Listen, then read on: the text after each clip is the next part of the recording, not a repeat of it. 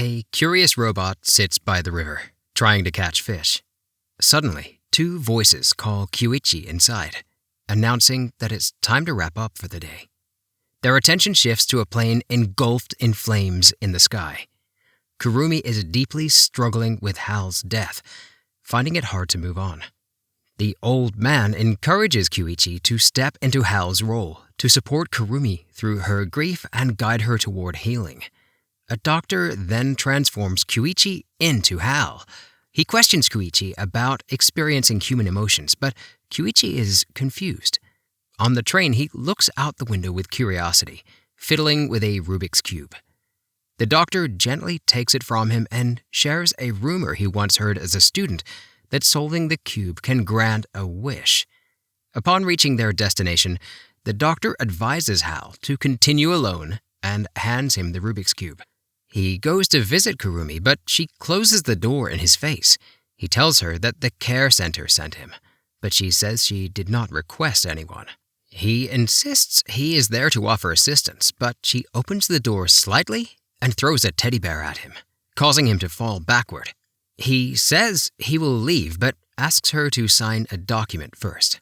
As he starts rearranging things, he finds a journal with pictures of Hal and Kurumi. He notices Hal's original cube, fixes it, and presents it to her, but she throws it away and it lands in the water. She asks him to leave again. Later, she cautiously opens the door, startled by noises coming from her kitchen. He walks back to her room and stands by the door, announcing that the meal is ready and explaining that it is his first time cooking.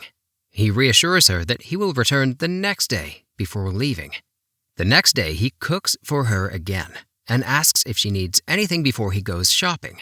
She opens the door slightly and hands him a blue sweater. He notices his shirt is stained with food and is taken aback. He goes shopping and waits outside the bakery for bread. When the bread is ready, hungry kids stare at it, so he shares it with them. One of the kids solves a side of the cube, revealing a desire for a pet giraffe. He checks his phone to see if he can buy one, but is confused when the purchase is declined due to an empty card.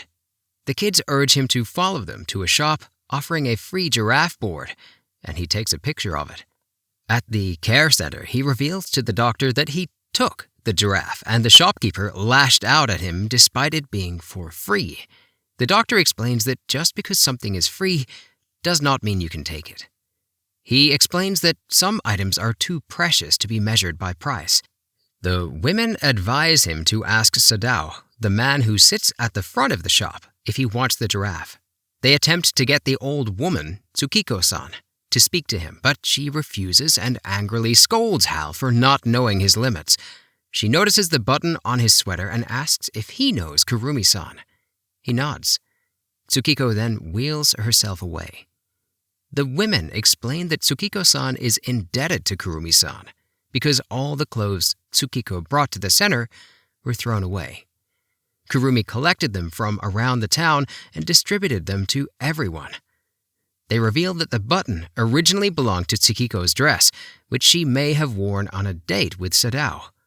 Tsukiko returns and informs Hal that she spoke to the shop owner, for which he thanks her. At home, Kurumi replays videotapes with Hal. She leaves her room and heads upstairs to her sewing machine to fix a red button. Hal and the doctor rush to the shop and pick the giraffe. He asks the doctor if he will ever understand Kurumi's sadness, but the doctor advises him that it is highly unlikely, as even humans struggle understanding these kind of things. He reassures Hal that it's okay if he doesn't understand, but Hal argues that if he doesn't understand, he won't be able to care for her. He learns that simply taking care of her is enough. Kurumi watches from the window as they carry the giraffe home. When he notices her, she hides. She leaves him a note with a drawing of a giraffe, which makes him happy. The following day, Kurumi starts returning the food tray empty, making Hal smile. She's finally eating again. Later, as he walks down the street, he encounters a guy who expresses concern after the fight between him and Kurumi, fearing something might have happened. Their conversation is interrupted when men in white suits start chasing the guy, causing Hal to fall. Ryu tells Hal he needs a favor and promises to explain next time they meet. Hal notices the cube is covered in tomato sauce just as heavy rain begins to pour. When he returns home, he asks Kurumi if Hal used to abuse her. She explains that she had not noticed herself, but that others had told her that was the case. He frowns and inquires about their fight, making her gasp. Seeing her reaction, he reassures her that she doesn't have to talk about it. She tosses him a towel to dry himself, and he thanks her. She confides that Hal sold all the buttons in the shop without informing her. She then shows him a videotape of their fight where she scolds Hal and expresses her wish for them to open a shop together, but Hal dismisses her idea as unprofitable. She then leaves to catch her plane. The robot Hal apologizes for being rude, and she apologizes in turn for not understanding him more. At the care center, Hal asks the doctor if he knows the couple from the past. The doctor confirms he does, mentioning Hal was easygoing and often hung out with someone named Ryu. They knew each other from their illegal childhood work and then started selling whatever they could to get by. Their conversation is interrupted by an old woman who hands the robot a solved side of the cube, indicating they should go to the Gion festival in Yukata. The doctor eagerly tells him to go and ask Kurumi's grandfather, Tokio-san. He visits Tokio-san, who gives him a bag and then reveals that there is something inside for him. The grandfather explains it's a spider web garment Kurumi made long ago to ward off evil for Hal. Curious, the robot asks if the real Hal was a bad person. The old man explains that Hal has been in debt since he was young and was born with a weak heart. His parents bought him a new heart but abandoned him because they couldn't afford to repay the loan for it. At the hospital, he gazes at pictures of the couple together. The next day, he visits her and presents a piece of clothing, inviting her to wear it and join him at the Gion festival. She looks at the piece he is wearing, which she made for Hal. The robot acknowledges her efforts to save Hal and asks what she was trying to save him from. She reveals she was trying to save him from this world entirely. She recalls a memory of Hal injured, saying that the most dangerous jobs are left to humans and that money changes how people treat you. Noticing that the topic is making her cry, he tries to comfort her but accidentally falls off his chair, which worries her. He gives her a red button. She shows him a button from the past, making him gasp. She explains that whenever she looks at it, she thinks of it as Hal's heart. She sews the button onto his chest, rests her head on him, and cries, asking him to forgive her for not understanding him. He pulls her close, holding her tightly. She asks him to stay with her forever, and he agrees. The next day, she enters a room and finds his cubes, staring at them with a faint smile. He opens the door, sees her, and smiles as well, telling her she looks gorgeous. She thanks him, writes something on one of the cubes, and playfully teases him not to keep looking, so he turns his gaze elsewhere. They spend the day together at the festival, enjoying various activities. He smiles, seeing her finally enjoying life again. They encounter Ryu, and Kurumi is startled to see him. Ryu asks the robot if he can sell Kurumi. Other men show up, and Ryu tries to attack Kurumi. She pushes him into the water and calls for Hal to run away with her. A man tries to attack her, but she dodges, causing him to trip and fall. They manage to hide. When they feel safe, they start walking, but the woods crack, and Kurumi falls into the water. Hal rushes to save her, but is pulled away aggressively by Ryu. He yells at the man approaching her not to touch her. Ryu starts hitting Hal, and as Hal falls unconscious, he recalls seeing the plane crash news on TV.